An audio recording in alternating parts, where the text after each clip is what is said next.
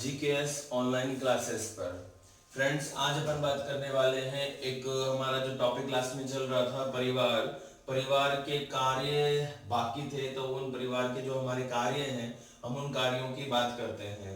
देखो, परिवार के कार्यों को हम कुछ भागों में डिवाइड करते हैं। आप परिवार देख पा रहे हैं? ये कौन सा परिवार है जो आपको स्क्रीन पे नजर आ रहा है? ये परिवार है संयुक्त परिवार, है ना। ये संयुक्त परिवार है। अब कौन किसका क्या है ये थोड़ा बहुत पता लग रहा है कि ये हस्बैंड वाइफ हैं और ये दादा दादी हैं, ये दोनों आपस में भाई हैं, इस तरह से कुछ लग रहा है। बट फिर भी हम इस पर डायरेक्ट बता नहीं सकते कि कौन किसका क्या है, कौन है ये, ठीक है। बट फिर भी एक संयुक्त परिवार की फोटो हमारे पास है, तो परिवार के हम कार्यों को देख रहे हैं कि परिवार के क्या कार्य हैं। तो परिवार का पहला जो कार्य है वो है प्राणी शास्त्रीय कार्य। प्राणी शास्त्रीय कार्य का मतलब होता है कि जो हमारे से डायरेक्ट जुड़ा हुआ है। हम प्राणी हैं और प्राणी शास्त्र जो कहता है ना, जूलॉजी जो कहती है, प्राणी शास्त्र जो कहता है वो परिवार के क्या कार्य हो सकते हैं उनकी हम बात कर रहे हैं। तो प्राणी शास्त्रीय कार्यों में सबसे पहला जो हमारा कार्य है वो है वैध यौन संबंधों की आपूर्ति या पूर्ति, कह दें एक ही बात है। तो वैध यौन संबंधों की पूर्ति, वैध यौन संबंधों की पूर्ति के लिए, वैध यौन संबंधों की पूर्ति के लिए मानव क्या करता है? विवाह करता है। और विवाह जब करेगा तो निश्चित है कि क्या निर्मित होंगे? परिवार निर्मित होंगे। तो वैध यौन संबंधों की आपूर्ति होती है परिवार से।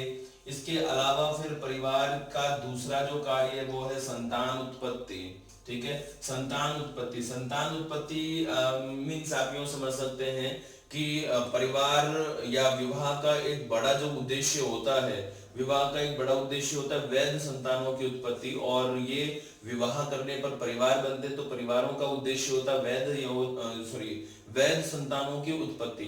वैध संतानों की उत्पत्ति ऐसा समझिए आपकी परिवार, हम अपने परिवार का एक अंग हैं, कारण क्योंकि हमारा जन्म हमारे परिवार में हुआ है, ठीक है। तो उत्पन्न संतान जो होती है परिवार में, उनको वैध माना जाता है, समाज में उन्हें इज्जत दी जाती है। साथ ही अवैध रूप से जो उत्पन्न बच्चे होते हैं उनको समाज जगह नहीं दे पाता है आज भी, ठीक है। तो संतान उत्पत्ति, और संतान उत्पत्ति के साथ ही वंश वृद्धि और लिखें तो और भी अच्छी बात है यहाँ पे। वंश वृद्धि, परिवार क्या करते हैं? संतान उत्पत्ति करते हैं, साथ ही वंश वृद्धि करते हैं। प्रत्येक परिवार चाहता है कि उनका जो वंश है वो आगे बढ़ता रहे। तो ये किसके माध्यम से संभव है? परिवार के माध्यम से ही संभव होता है वैध संतान उत्पत्ति एवं वंश वृद्धि, ठीक है। बच्चों का लालन पालन और पोषण, प्राणी शास्त्रीय कार्यों में जो तीसरा कार्य हमारे सामने नजर आ रहा है बच्चों का लालन पालन और पोषण। बिल्कुल, जब परिवार की परिभाषा जब हमने पढ़ी थी, उस परिभाषा में प्राणी शास्त्रीय जो परिभाषा, मैं उसको एक बार फिर से बता दूं क्या परिभाषा है। क्या था? स्त्री और पुरुषों, या यूं कह दो कि विषम लिंगियों के मेल से उत्पन्न एक ऐसी छोटी संस्था, विषम लिंगियों के मेल से उत्पन्न एक ऐसी छोटी संस्था जो बच्चों की उत्पत्ति या संतान की उत्पत्ति और उनके लालन पालन पोषण की व्यवस्था करती है, उसी संस्था को हम क्या कहते हैं? परिवार कहते हैं, ठीक है। तो ये क्या है? बच्चों का लालन पालन पोषण परिवार का ही एक कार्य है, ठीक है, ये ध्यान रखेंगे। तो ये तो बात हो गई प्राणी शास्त्रीय कार्य परिवार के कार्यों में। आगे हम बात करते हैं दूसरा, वो है परिवार के मनोवैज्ञानिक कार्य। मनोवैज्ञानिक कार्य कहने का अर्थ सिंपल है। मनोवैज्ञानिक कार्यों में आप यूं मान लीजिए कि जो परिवार है वो हमें मजबूती से बांधे रखता है। परिवार हमें मनोवैज्ञानिक रूप से मजबूत बनाता है, परिवार हमें सशक्त बनाता है, परिवार हमें मजबूत बनाता है, ठीक है। परिवार हमें जिंदा रखता है। आपको एक बार फिर से वही एग्जांपल मैं देता हूं कि आप है ना एक कोचिंग में पढ़ रहे हैं, अपने शहर अपने घर से सैकड़ों किलोमीटर दूर यहाँ पर आकर रह रहे हैं। तो ऐसी स्थिति में आप क्या करते हैं? किस वजह से अपने आप को जिंदा रख पा रहे हैं? क्या है? तो वो ताकत कौन है? अदृश्य ताकत है परिवार। आप ऐसे परिवारों के बारे में सोचिए जिनके परिवार में या तो पिता का या माता का देहांत हो गया है, तो उनमें से अधिकांश जो परिवार होते हैं उनके जो बच्चे होते हैं वो ग्रसित हो जाते हैं मानसिक रोगों से अवसादग्रस्त हो जाते हैं। ऐसे परिवारों में बहुत कम ही ऐसे होते हैं कि माँ और बाप किसी के एक के जाने पर भी वो फैमिली अच्छी ग्रोथ करती हो, वो मानसिक रूप से बहुत ज्यादा मजबूत होते हैं, लेकिन सभी मानसिक रूप से मजबूत नहीं होते हैं। तो ऐसे परिवार जो विघटित हो जाते हैं, उनमें भी विघटनकारी परिवार है, माता पिता हैं, साथ रह रहे, बहुत अच्छा है, तलाक हो गया, तो ये तलाक जो होता है ये भी जो उत्पन्न संतानें हैं उनमें क्या पैदा करता है, अवसाद पैदा करता है। ठीक बात है। तो परिवार का भी अपना एक मनोवैज्ञानिक कार्य होता है। परिवार हमें जीने का हौसला देता है। परिवार हमें जो मुश्किलें होती हैं, परेशानियां होती हैं, उनमें टूटना टूटना नहीं सिखाता, हमें मजबूत खड़े रहना, पर्वत की भांति खड़े रहना सिखाता है। तो ये है हमारे परिवार के मनोवैज्ञानिक कार्य। अब पहला हो गया प्राणी शास्त्रीय, दूसरा हो गया मनोवैज्ञानिक, अब तीसरा है हमारे पास परिवार का परंपरागत कार्य है। परंपरागत कार्य का मतलब है कि परिवार जो हमेशा से करते आए हैं, परिवार जो हमेशा से करते आए हैं, उन कार्यों को हम परंपरागत कार्य कहते हैं। तो परंपरागत कार्यों में एक तो वही है प्राणी शास्त्रीय कार्य, प्राणी शास्त्रीय कार्य तीन सेम है। दूसरा है आर्थिक कार्य, बिल्कुल ये एक अच्छा कार्य होता है आर्थिक कार्य। देखो, जब परिवार में संतान उत्पत्ति होती है, बच्चों के लालन पालन पोषण शिक्षा इनकी जब व्यवस्था करनी होती है, तो ऐसी स्थिति में क्या किया जाता है, आर्थिक कार्य किए जाते हैं। आर्थिक कार्य हम किन्हें कहते हैं, इकोनॉमिक एक्टिविटीज। जो पैसा कमाने के लिए की जाती हैं उनको हम आर्थिक कार्य कहते हैं। पैसा कमाने के लिए की गई जो क्रियाएं होती हैं उनको आर्थिक कार्य कहते हैं। तो परिवार के जो सभी सदस्य होते हैं, जो युवा हैं, वे आर्थिक कार्यों में जुड़े हुए होते हैं ताकि परिवार को बेहतर सुविधाएं दे पाए। ठीक है। फिर आता है परिवार के सामाजिक कार्य। परंपरागत कार्यों में तीसरा है परिवार के सामाजिक कार्य। पहला प्राणी शास्त्रीय ये सेम है, आर्थिक कार्य मैंने आपको बता दिया। तीसरा है सामाजिक कार्य। अब सामाजिक कार्य क्या होता है, सामाजिक कार्यों को हम फिर से कुछ पार्ट्स में डिवाइड कर सकते हैं। एक बार हम इसको ऑफ करते हैं और उसके बाद हम बात करते हैं कि परिवार के सामाजिक कार्य क्या हैं। ठीक है।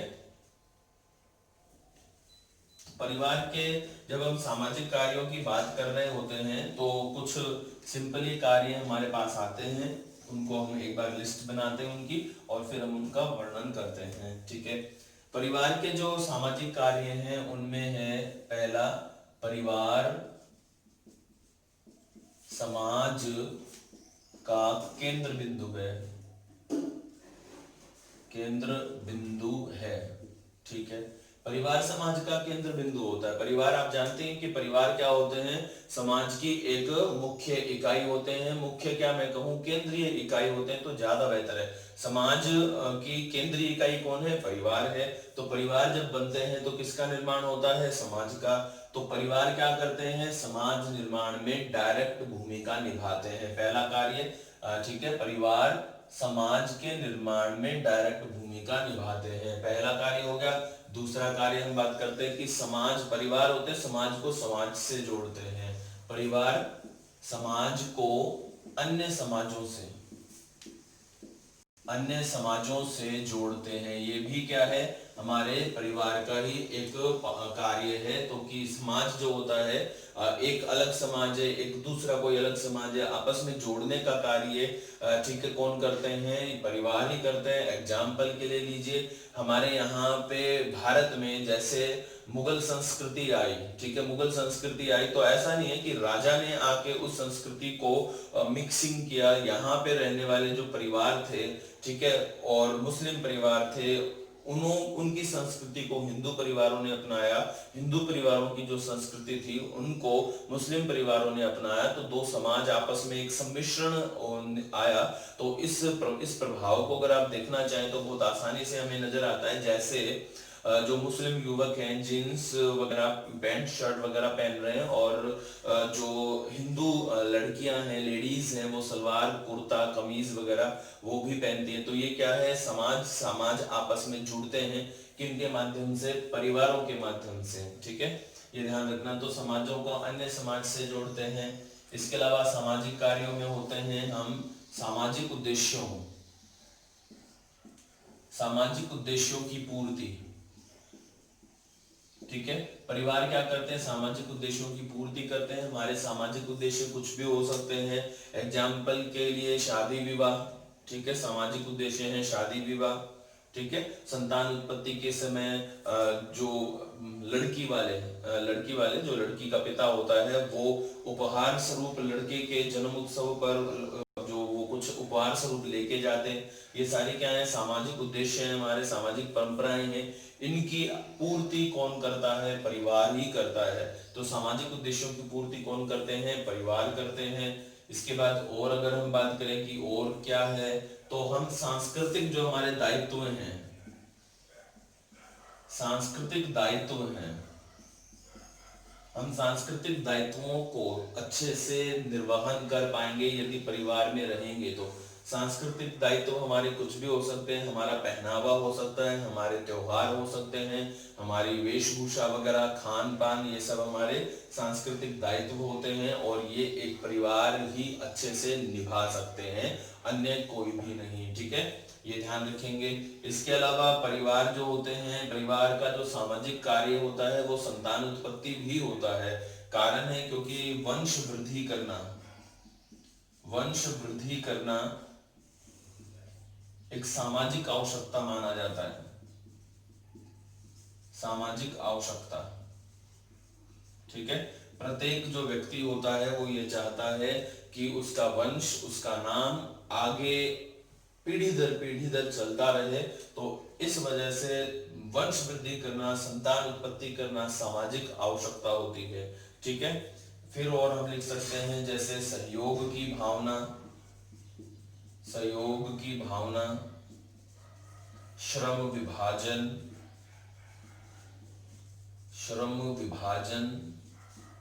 मनोरंजन।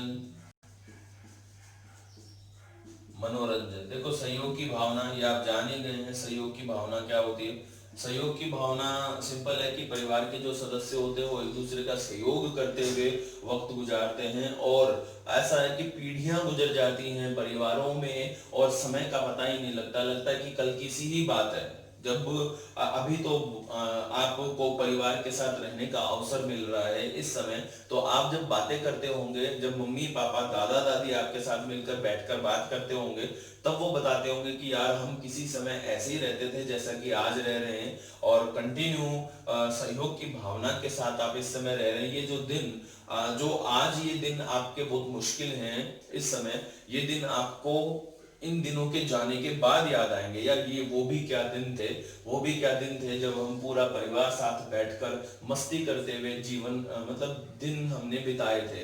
ये पल आपको आज थोड़े बोझिल लग रहे हो सकते हैं, बट ये पल आपको इन पलों के गुजरने के बाद याद आएंगे।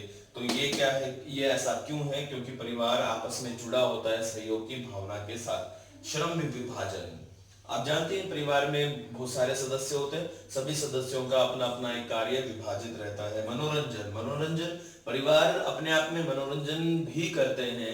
कैसे, आपने देखा होगा कि दादा दादी अपने पोते पोतियों के साथ खेलते रहते हैं, देवर भाभी के जो आपसी नोक झोंक है वो भी क्या है, पारिवारिक मनोरंजन है।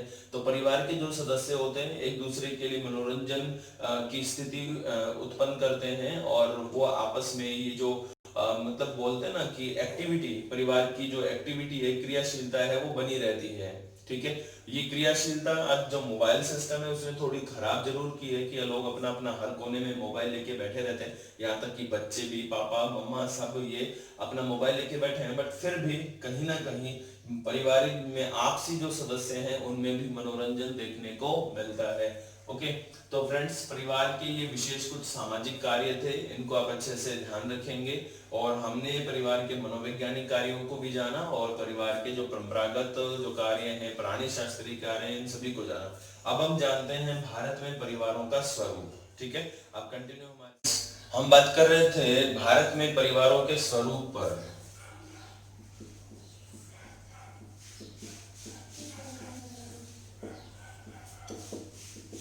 भारत में परिवारों का स्वरूप ये हम जानते हैं। देखो, भारत में अगर हम परिवार प्रारंभ से शुरू करें तो परिवारों का स्वरूप सबसे पहले जाने तो एक होता है एकल परिवार। एकल परिवार, अब एकल परिवार क्या होते हैं, एकल परिवार में पिता, ठीक है, पिता की वाइफ यानी कि हमारी माता, ठीक है, पिता ये पुरुष है, ये स्त्री है, पिता और पुत्र हो गए। ठीक है, इसके अलावा फिर अगर हम और बात करें आगे, तो फिर इसमें आ जाते हैं ये पुत्री, सॉरी पुत्र, और ये पुत्री। ये जो परिवारों का स्वरूप आपको देखने को मिल रहा है, इस प्रकार का जो स्वरूप आप देख रहे हैं, ये होता है एकल परिवार। ठीक है, एकल परिवार में यहाँ पे ये पुरुष है, ठीक है, ये स्त्री है। ओके, अब क्या होता है, जन्म हुआ, जन्म हुआ तो जन्म होने के बाद यहाँ पे फिर एक पुत्री एक और पुत्र पैदा हुआ, तो ये पुत्र, ये पुत्री। ठीक है, मतलब ये जो त्रिभुज शो कर रहा है ये मेल को शो कर रहा है, और जो वृत्त है वो शो कर रहा है स्त्री को। तो इस प्रकार से ये क्या होता है, एकल परिवार होता है। इसको हम एकल परिवार, इस डायग्राम, ये डायग्राम जो होता है वो किसको शो करता है, एकल परिवार को शो करता है ना। हो सकता है आपके एग्जाम में इस तरह के डायग्राम आ जाए, और उन डायग्राम के माध्यम से आपसे कुछ क्वेश्चन किए जाएं कि बताएं ये परिवारों का जो स्वरूप है ये किस प्रकार का स्वरूप है, इस प्रकार की भांति। ठीक है, चलो अब एकल परिवार, भारत में परिवारों का स्वरूप हम देखते हैं, तो ये क्या है, आधुनिक परिवार भी हम इनको कह सकते हैं। ये आधुनिक परिवार हैं। ठीक है, इनको हम न्यूक्लियर फैमिली भी कहते हैं, न्यूक्लियर परिवार। ठीक है, और ये आणविक भी कहलाते हैं, या नाभिकीय परिवार भी कहलाते हैं, नाभिकीय परिवार। इस प्रकार के जो परिवार है ये आधुनिक परिवारों का स्वरूप है। संयुक्त परिवार विघटित हो रहे हैं, उसके कारण चाहे कुछ भी हो, चाहे वो रोजगार हो सकता है, आपसी तनाव हो सकते हैं, विचार न मिलना हो सकते हैं, कुछ भी हो सकता है। बट जो परिवार हैं उन परिवारों में जो भारत में आधुनिक स्वरूप देखने को मिलता है वो एकल परिवार स्वरूप देखने को मिलता है। मोस्टली जो फैमिलीज हैं वो इसी प्रकार की हो गई हैं कि पिता और माता और उनके दो बच्चे, यानी स्त्री पुरुष और अविवाहित बच्चों जैसी फैमिली हमें देखने को मिलती है। एकल परिवार की परिभाषा आप जानते ही हैं। ठीक है, इसके अलावा फिर भारत में जो सर्वाधिक परिवारों का स्वरूप देखने को मिल रहा है वो है संयुक्त परिवार। ये तो क्या है, आधुनिक परिवार है। आधुनिक भारत में इस परिवार के प्रकार के परिवार मिल रहे हैं, लेकिन भारत में विश्व, ऐसे समझ लीजिए कि विश्व में सबसे ज्यादा अगर संयुक्त परिवार कहीं देखने को मिलते हैं तो वो भारत में ही मिलते हैं, है ना। विश्व में सबसे ज्यादा संयुक्त परिवार अगर कहीं देखने को मिलते हैं तो वो भारत में ही मिलते हैं। अब संयुक्त परिवार होता क्या है, उसमें दो या तीन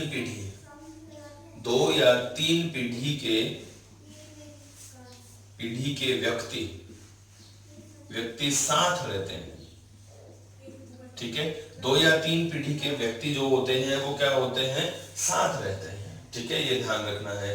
अब दो या तीन पीढ़ी के जो व्यक्ति होते हैं मिलकर क्या बनाते हैं, संयुक्त परिवार बनाते हैं। अब इन संयुक्त परिवारों के कुछ प्रकार होते हैं। संयुक्त परिवारों के एक विद्वान है, नाम है देसाई, आईपी देसाई। वो आईपी देसाई जो है वो संयुक्त परिवारों का विभाजन करते हैं। उनमें एक लिखते हैं वो उदग्र परिवार, उदग्र संयुक्त परिवार। ठीक है, उदग्र संयुक्त परिवार में क्या होता है, कम से कम दो या तीन पीढ़ी के व्यक्ति एक साथ रहते हैं, एक ही वंश के।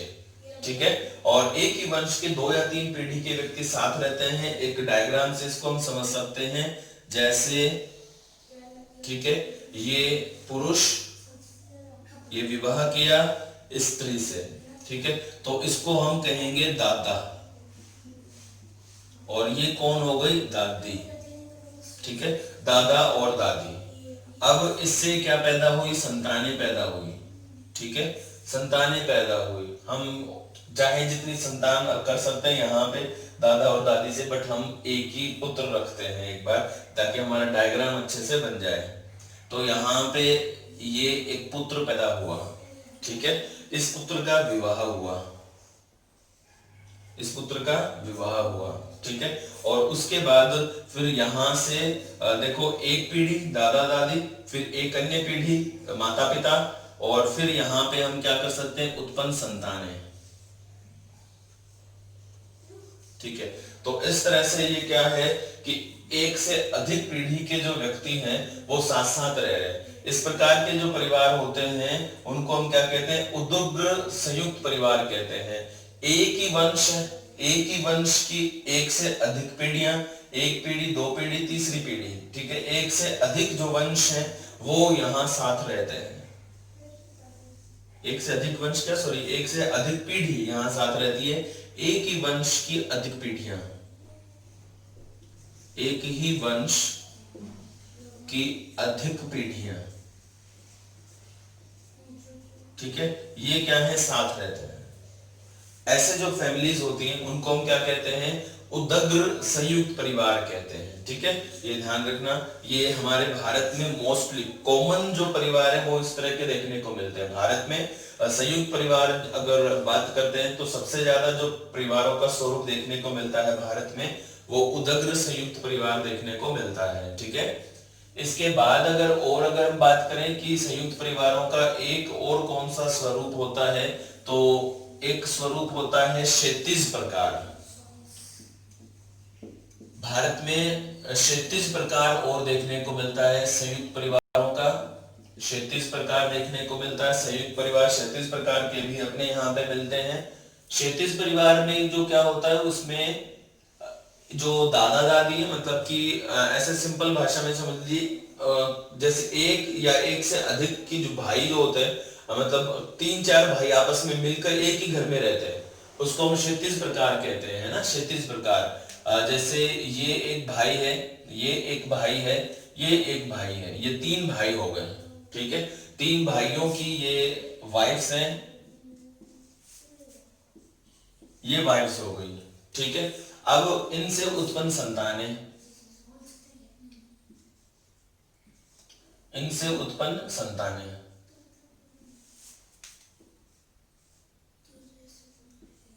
इस प्रकार की जो फैमिलीज होती हैं, इस प्रकार की जो फैमिलीज होती हैं ये क्या है, क्षैतिज होती हैं। और ये क्या है, ये है भाई का संबंध, आपस में भाइयों में संबंध हो रहा है, ठीक है, ये भाई का संबंध है, भाई का संबंध। तो ऐसे जो क्षैतिज संयुक्त परिवार होते हैं उसमें संबंध किसका नजर आता है, भाइयों में। मतलब एक ही पीढ़ी के तीन भाई, दो भाई आपस में एक ही जगह एक ही छत के नीचे रहते हैं, ऐसे परिवारों को हम क्षैतिज प्रकार का परिवार कहते हैं, ठीक है, ये ध्यान रखना। ये ऐसे संयुक्त परिवार भी भारत में देखने को मिलते हैं। इसके अलावा एक और होता है परिवार का प्रकार जिसमें उदग्र प्लस क्षैतिज, उदग्र प्लस क्षैतिज दोनों का मिश्रण देखने को मिलता है। उदग्र प्लस क्षैतिज दोनों का मिश्रण देखने को मिलता है। और इस प्रकार के जो परिवार होते हैं उन परिवारों में ऐसा समझ लीजिए कि ये जो भाई हैं, इन भाई के पिता और माता जिंदा हैं तो दादा और दादी हो जाएंगे इन बच्चों के, है ना। यहाँ पे ये इनके पिता और इनकी माता, तो ये क्या हो गए हैं, दादा दादी हो जाएंगे इनके, और फिर इनसे उत्पन्न ये तीन संतानें। तो इस प्रकार से ये जो परिवार होते हैं ये परिवार का उदग्र व क्षैतिज स्वरूप भारत में देखने को मिलता है। ये बड़ी फैमिलीज हो गई। और भी मतलब संयुक्त परिवार का तो प्रकार है ही, संयुक्त परिवार में भी एक लंबा एक विशाल प्रकार हो गया। हमारे राजस्थान में इस प्रकार के परिवार देखने को मिलते हैं। और आपको मैं याद दिला दूं एक बार फिर से कि अगर हम देखें कि भारत में सबसे ज्यादा संयुक्त परिवार कहाँ है, तो भारत में सबसे ज्यादा संयुक्त परिवार हमारे राजस्थान में ही मिलते हैं। संयुक्त परिवारों में फिर कुछ होते हैं विवाह के आधार पर, जैसे भारत में बहुपति और बहुपत्नी, बहुपत्नी ये दोनों प्रकार के परिवार देखने को मिलते हैं। बहुपत्नी जो परिवार होता है ये देखने को मिलता है मुस्लिम समाज में, नागा जाति, बैगा जाति, ठीक है।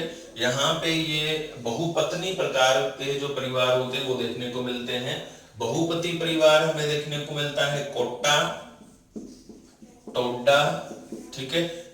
ये नायर जो जाति है मालाबार की नायर जाति, वहां पे भी इस प्रकार के कुछ उदाहरण मिल जाते हैं।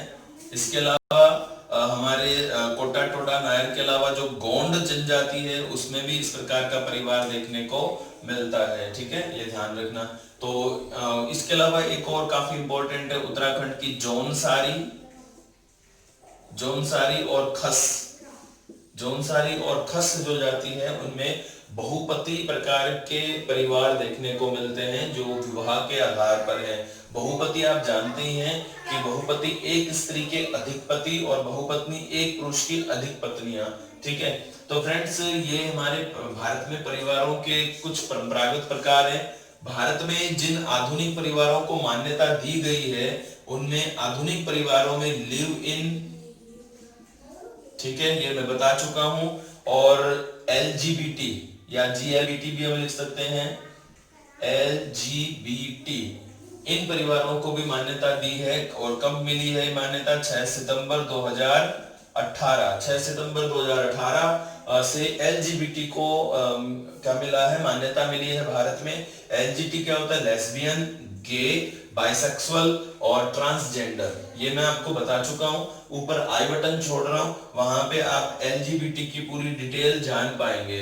ऊपर आई बटन है, उस आई बटन को प्रेस करेंगे तो परिवार का ही एक लेसन आएगा जिसमें हमने एलजीबीटी की चर्चा की थी। ओके, तो फ्रेंड्स ये हमारे भारत में परिवारों के कुछ प्रकार हैं। कंटिन्यू हमारे साथ बने रहने के लिए थैंक यू। जय हिंद।